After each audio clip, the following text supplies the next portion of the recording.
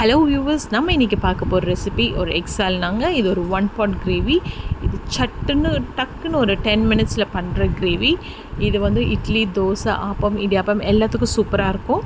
இது எப்படி பண்ணுவோன்னு பார்ப்போம். அதுக்கு முன்னாடி சப்ஸ்கிரைப் பண்ணாதவங்க சப்ஸ்கிரைப் பண்ணி என்னை சப்போர்ட் பண்ணுங்கள். இதுக்கு மாதிரி இன்ட்ரெஸ்டிங்கான கிரேவியும் எல்லா ரெசிபீஸும் லஞ்ச் பாக்ஸ் ரெசிபீஸ் நான் ட்ரை பண்ணுறேன். நீங்கள் எனக்கு சப்போர்ட் பண்ணுங்கள். ஒரு குக்கரில் எண்ணெய் ஊற்றிட்டு ஹோல் ஸ்பைஸ் எல்லாமே ஆட் பண்ணிக்கோங்க. பட்டை, கிராம்பு, ஏலக்காய், பிரிஞ்சி இலை ஆட் பண்ணி நல்லா சாட்டே பண்ணிக்கோங்க. அதோடு சேர்த்து ஸ்லைஸ் பண்ண ஆனியனும் ஆட் பண்ணி நல்லா வதக்கிக்கோங்க. அதோட 2 பச்சை மிளகா, ஒரு கைப்பிடி அளவு புதினா இலை ஆட் பண்ணி நல்லா சாட்டே பண்ணிக்கோங்க. சாட்டே பண்ணிட்டு அப்புறமா இஞ்சி பூண்டு பேஸ்ட் ஆட் பண்ணிவிட்டு அதோடு சேர்த்து சின்னதாக கட் பண்ண கொத்தமல்லி இலையும் ஆட் பண்ணி நல்லா சாட்டே பண்ணிக்கோங்க.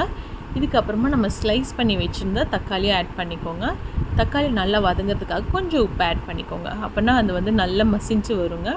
இது மசிஞ்சு வந்துட்டு அப்புறமா நல்லா வதக்கிக்கோங்க. இப்போ நம்ம இதுக்கு வேண்டிய ட்ரை ஸ்பைஸ் என்னெல்லாம் பார்க்கலாம். மிளகா பொடி ஆட் பண்ணிக்கோங்க. அதோடு சேர்த்து கொஞ்சம் ஒரு மஞ்சத்தூள் ஆட் பண்ணிவிட்டு நல்லா சாட்டே பண்ணிக்கோங்க. இதுக்கு ஒரு விழுது ரெடி பண்ணணும். இது என்ன விழுதுனா தேங்காய், அதுக்கப்புறம் ஆல்ரெடி நான் ஊற வச்சுருந்த முந்திரி, கசகசா ஆட் பண்ணிவிட்டு ஒரு ஸ்மூத் பேஸ்ட்டாக அரைச்சி எடுத்துக்கோங்க. இந்த ஸ்மூத் பேஸ்ட் என்ன பண்ணுறீங்க, நம்ம ஆல்ரெடி அந்த வெங்காயம் தக்காளி தொக்கு வதக்கணும்ல குக்கரில், அதோட ஆட் பண்ணி மிக்ஸ் பண்ணிக்கோங்க. இதுக்கு வந்து நம்ம நல்லா மிக்ஸ் பண்ணிட்ட அப்புறமா எவ்வளோ தண்ணி கன்சிஸ்டன்சி ஊற்றணுன்னா இது கொதிக்க இறுகி போயிடும். ஸோ வந்துட்டு நம்ம எவ்வளோ தண்ணி ஆட் பண்ணுறோமோ அப்போ கொதித்து வரும்போது அந்த கிரேவி கன்சிஸ்டன்சி கரெக்டாக இருக்கும். ஸோ அதுக்கேற்ற மாதிரி நீங்கள் தண்ணி ஊற்றிக்கோங்க. தண்ணி ஊற்றிட்டு ஒரு குக்கர் வந்து ஒரு 3 விசில் வர மாதிரி வச்சுக்கோங்க.